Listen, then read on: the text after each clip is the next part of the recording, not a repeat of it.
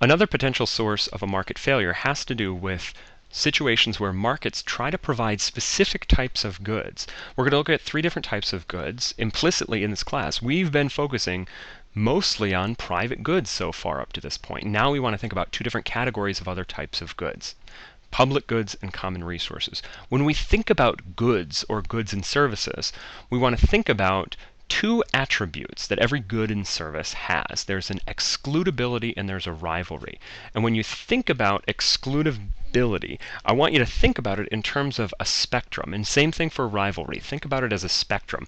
But it's going to be useful to have some language at the 2 extremes. So when we think about excludability, we can think about 2 different categories: non-excludability and excludability. Excludability refers to how easily an individual can be excluded from the use of a good. Okay?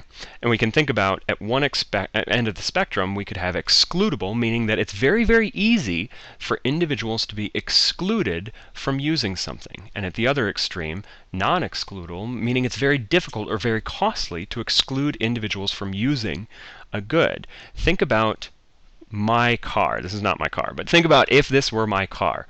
I have certain property rights over my car, right? I have ownership of my car, and that means a certain set of things. Number 1, it has to do with the excludability, right?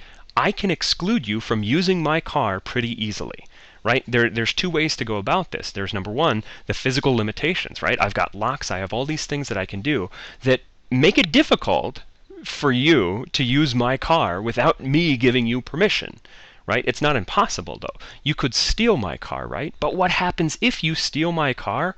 I've got legal rights where I could take you to court and sue you for economic damage related to you using my property rights, using my property and infringing on my property rights without my permission. So there's both the physical being able to limit you, and there's also the power of law being able to limit you.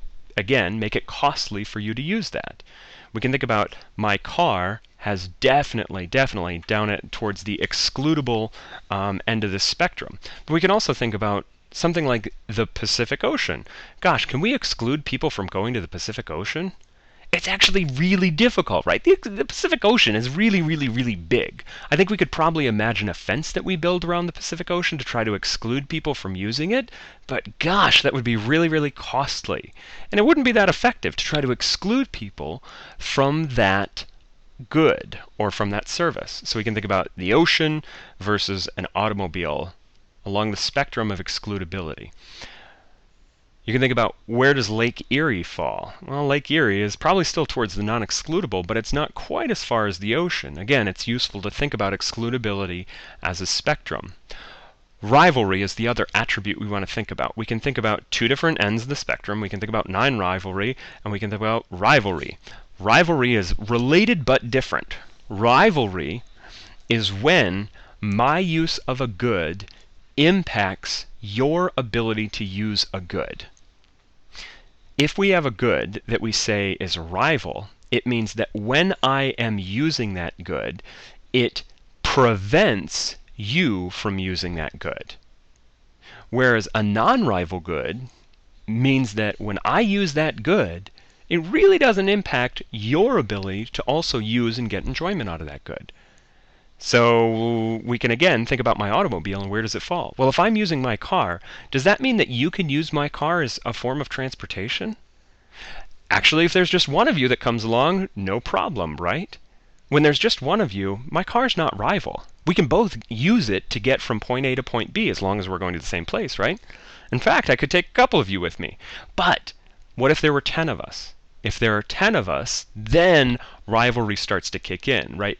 Our use of it, 4 of us, when we use it, will exclude the ability of a 5th, 6th, and 7th person to use that automobile.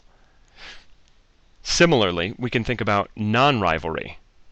Non-rivalry is when I can use something and it has absolutely no ability for you, impact on your ability to use something. So you can think about when you're in a classroom at ONU, oh boy, if you're using the wireless, does that really have any impact on the ability of those around you to also use ONU's Wi-Fi signal?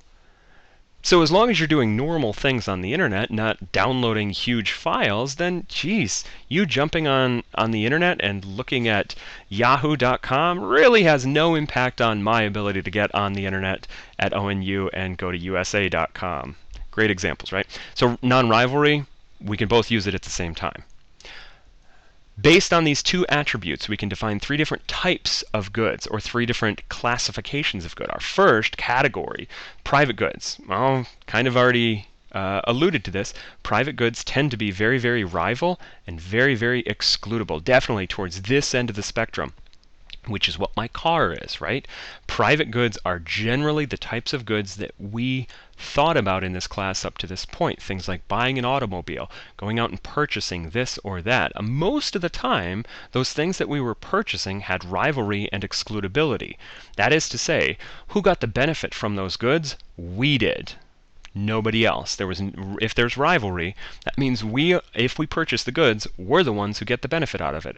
And excludability means that, gosh, we can prevent other people from using our goods. So when we have private goods, it tends to be that markets are really great at providing those things, right? Because if you're the only one that gets a benefit out of something and you can prevent other people from getting the benefit or ever using your good, then when you think about going out and purchasing that, you balance your costs against those benefits that you know you are the only one who will receive them. Private goods tend to be really, really, really well provided by markets. These other two are where the problem comes in. Public goods tend to be non-excludable and non-rival. Public goods tend to be things where you're going to get a benefit out of them, but gosh, other people can also get the benefit out of them. And really, you can't prevent people from getting the benefit out of them. With public goods, we end up in a situation where it's really, really difficult for an individual to have an incentive to finance those things. Rather, public goods are better provided, better financed through some sort of group action, group decision. And that's what we're going to think of as taxes being. Taxes are a mechanism for a group to provide a public good, because otherwise individuals would never want to do it. Oh boy, we're ramping up to tornado season. You've all know what tornado sirens are, right? And so you could think about, gosh, does anybody pay to have a tornado siren put up in their backyard? Nobody pays for that themselves, right? Nobody buys a tornado siren themselves, but rather we finance a system of tornado sirens throughout counties so that they warn everyone. No one would have an individual incentive to buy a tornado siren because of it being a public good. It's non-rival.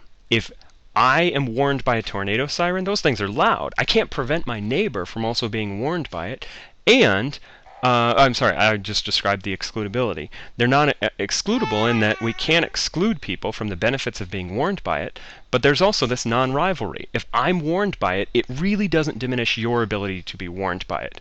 Common resources are also non-excludable, but the difference is they tend to be rival.